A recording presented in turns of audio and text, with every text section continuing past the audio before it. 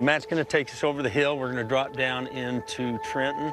There's a road on the north side of the house. This isn't your standard biker group out for a joyride. If we can get somebody to respond, ask them if she's there. They probably will say no. Let's rock and roll. And today, riding past the epic snow-capped mountains of Utah, the men and women of Road Warriors for the Missing are chasing down a lead.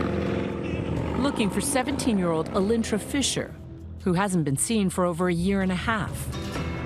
She's one of the 8 children from a breakaway offshoot of Mormonism who have disappeared from remote towns dotting the Rocky Mountains. Their mothers were all members of the Fundamentalist Church of Jesus Christ of Latter-day Saints, the FLDS. Law enforcement sees them as runaways, but the moms are convinced it all ties back to the FLDS.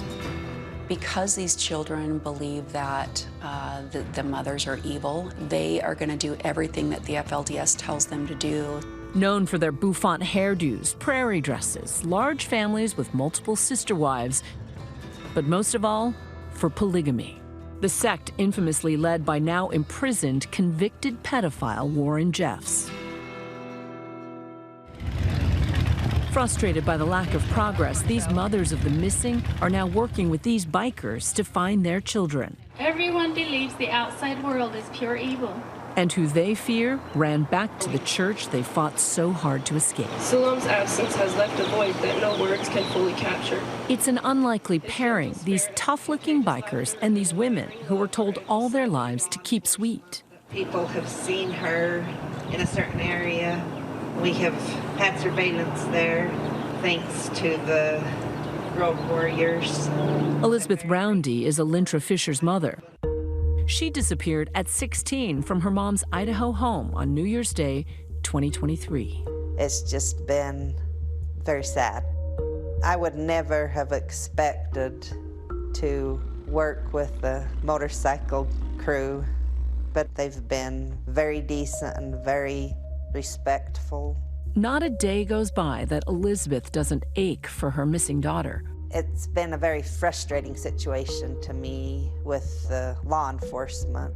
They say they're looking. The Jefferson County Sheriff's Office told ABC News that we are still actively working Alintra's case. Unfortunately, we have not had any new leads. The police do a great job.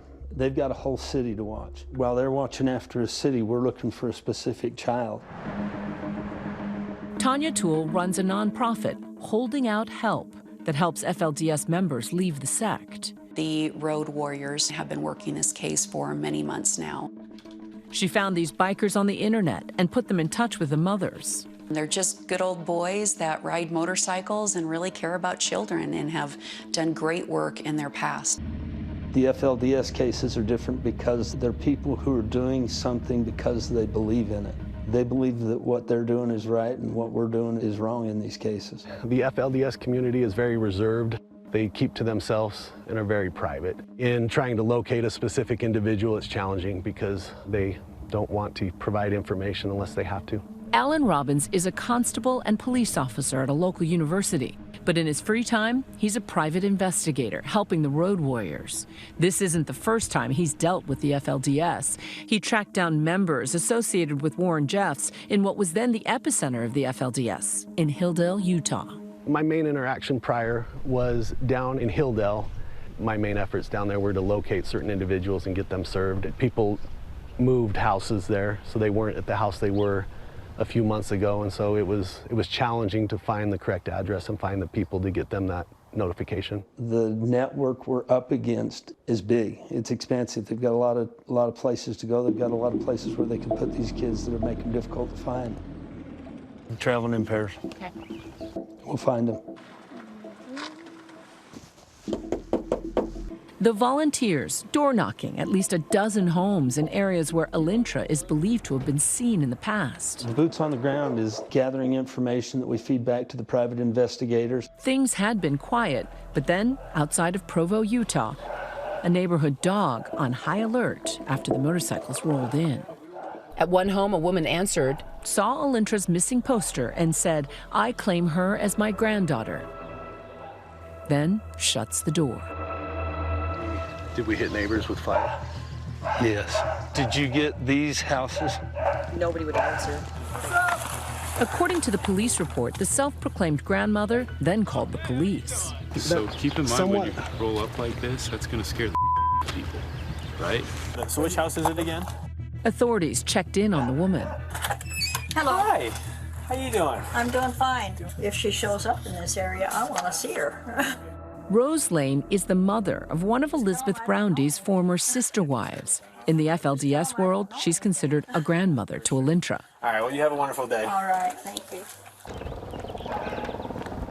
She said she didn't know anything. She said she wished she knew. You guys aren't causing any issues. You guys are, it's a good cause you guys are doing here. We try to identify to the houses as soon as we roll up, but yeah, we roll up loud with a bunch of bikes and yeah, get everybody's attention. That's the main thing is you got you got her attention, and she just got a little spooked.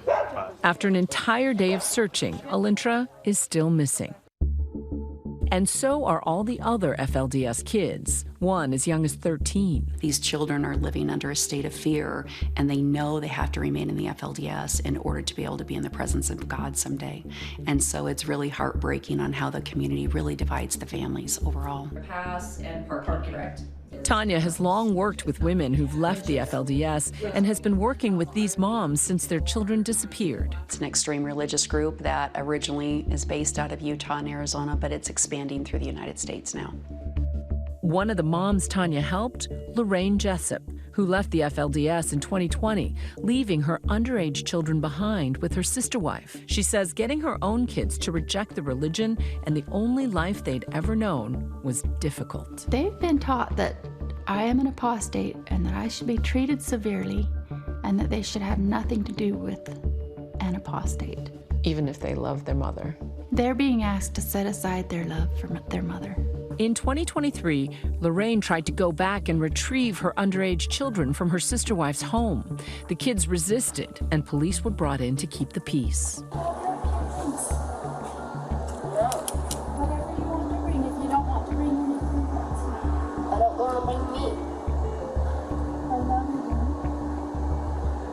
you love me, then you leave me alone. Only if you leave me alone, then it will. Her 3 children later ran away again, this time successfully. I don't think it takes a scientist to figure out that these kids are being helped, especially since we've been able to find in bags, you know, the phones and the survival kits. Now the mothers fear they are working against the clock because Warren Jeffs himself has issued a series of frightening prophecies from prison. Send this message everywhere you can among the priesthood people. They will see that I voiced these words myself. Calling for his disciples to die so that they can be resurrected in heaven. The recent revelations from Warren Jeffs are very scary. What people need to understand is that they firmly believe that the revelations coming out from their church are coming directly from God. And when you're born and bred into a system and taught that from birth, it could happen to any one of us. That is brainwashing. The main concern is that it's probably going to be a mass suicide. They've also been told to cut off outsiders. Women have been asked to quit their jobs.